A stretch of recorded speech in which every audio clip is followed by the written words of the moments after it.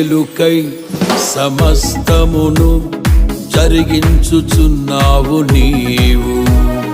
ఏదియు కొదువ చేయవు నిన్నాశ్రయించిన వారికి. మేలుకై సమస్తమును జరిగించుచున్నావు నీవు. ఏదియు కొదువ చేయవు నిన్నాశ్రయించిన వారికి. భీకరమైన కార్యములు చేయుచున్నవాడా, సజీవుడవై అధిక స్తోత్రము పొందుచున్నవాడా,